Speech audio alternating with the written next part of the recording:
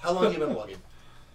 Since February, just a few months. So how often, what's your frequency of blogging? Anywhere from 1 to 5 to 10 times a day. Yeah. And I just blog about, legal issues, stuff with dynamic lawyers. I throw in some stuff that I find interesting in the news. I steal stuff from other people's blogs or Twitters and put them up. Just whatever. I want to show my personality through my blog, and I also want to promote myself and my website. And how do you think it operates as a complement to dynamic lawyers? It definitely. See, the big problem with everyday people trying to market a business think brand, brand, brand, brand, brand. What is a brand? Okay, to me, it's a meaningless idea. But if you have a personality behind a brand, then people can say, yes, personality. I can affiliate so-and-so with that business. And if I like that person, I'll like their business. I'll like, Sir Richard Branson. Yeah. Everybody loves the guy. And he does Virgin Mobile and Virgin this and that. And people like him and they like his business. There's a caveat to that, though. I don't know if necessarily if people want to like their lawyer personally, but they might want to like what they do. So that's part of also assessing their personality. I mean, some people do want the stereotypical sort of very combative and aggressive type of counsel, which has its advantages and also its disadvantages in actual litigation. But that might be what people are looking for. So part of it is also assessing people's personalities to see if you're the right fit for that client. I got to tell you, though, it's hard for litigators to be blogging.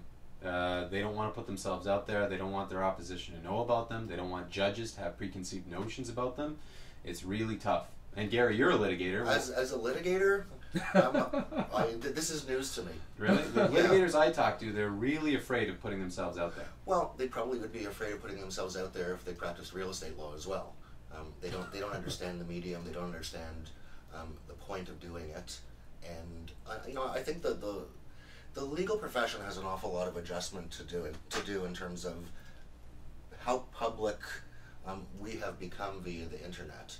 I mean, it's a very new world. I don't want to talk too much about the old days and old school thinking. But one of the real challenges for society as a whole, but one of the opportunities equally, is that privacy as it was once known has been lost.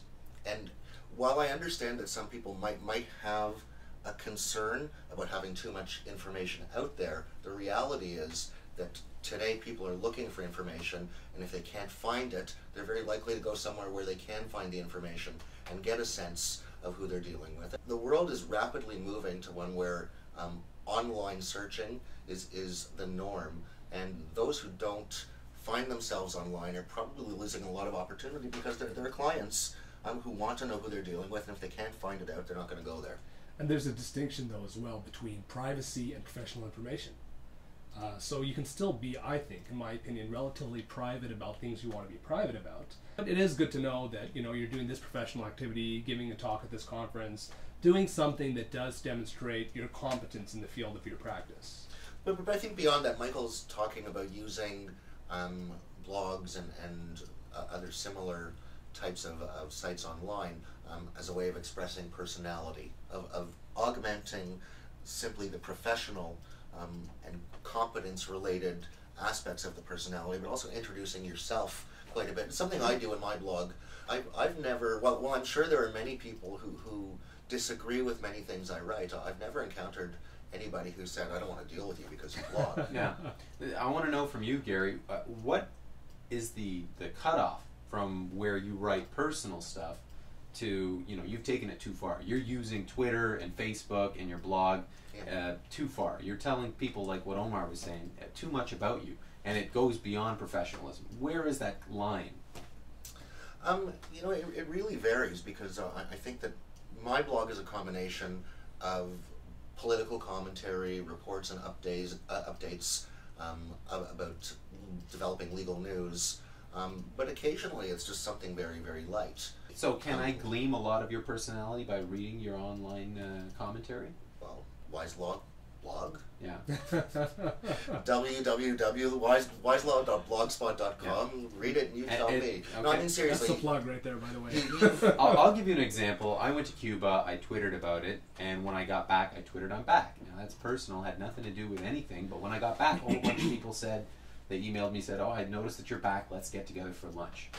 And Yeah. that's like an example where I just kind of, gave a bit of my personal life to the world, and people are following. And I'll occasionally do that as well. I might post the occasional note while I'm away. In fact, at one point several years ago, I was on a vacation over the summer in Newfoundland, and somebody did a summary of what bloggers had done over the summer, another law blog, and said, "Oh, and Wise from Canada spent his summer in Newfoundland," and it just was sort of fun to see that.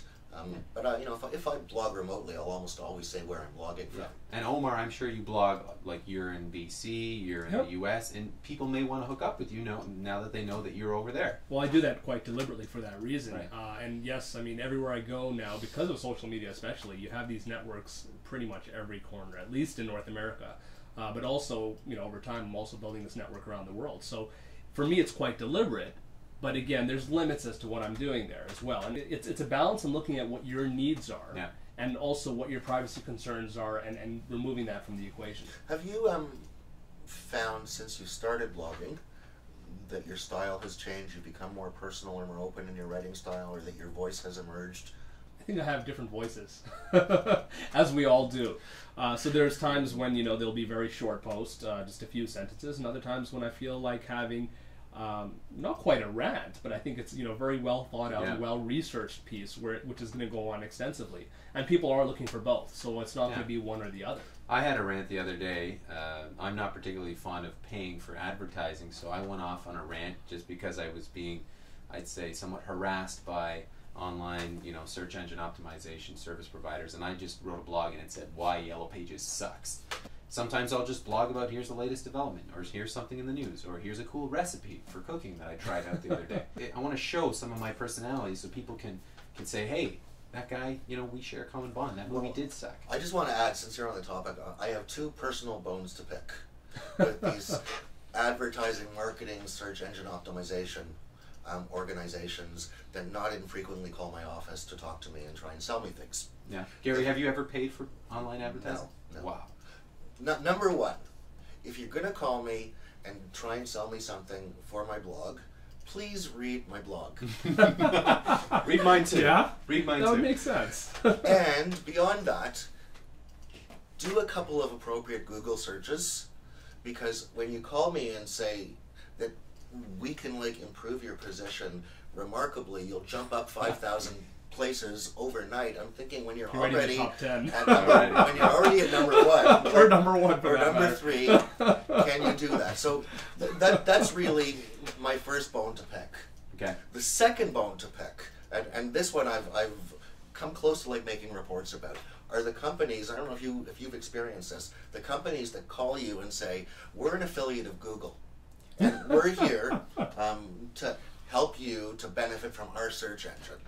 And of course, these people have nothing to do with Google other than knowing how to type the phrase google.com. Right. And it's false, misleading information. So obviously, anybody out there who gets those calls, hang up on those people. Now, I don't know if you guys have heard of this term, but I guess it's emerging in the internet community to say that there's actually a form of search engine optimization malpractice. And one of the criteria for that are these people who basically guarantee we're going to do this and this and that, because the reality is in search engine optimization, you can't guarantee anything. You can increase the likelihood of certain things through established tactics, which many people know, and it's widely available on the internet how to do that. In fairness, for people who simply don't have any prominence, guaranteeing improvement may not be a stretch. The reality is that there was some very, very basic skills and adjustments. Anybody who's not yet being noticed by Google can be.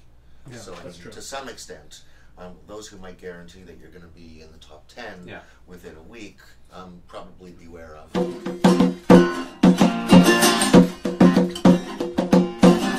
OMG Law Talk is a joint presentation of Wise Law Blog, Dynamic Lawyers, and Omar Ha-Redeye.com.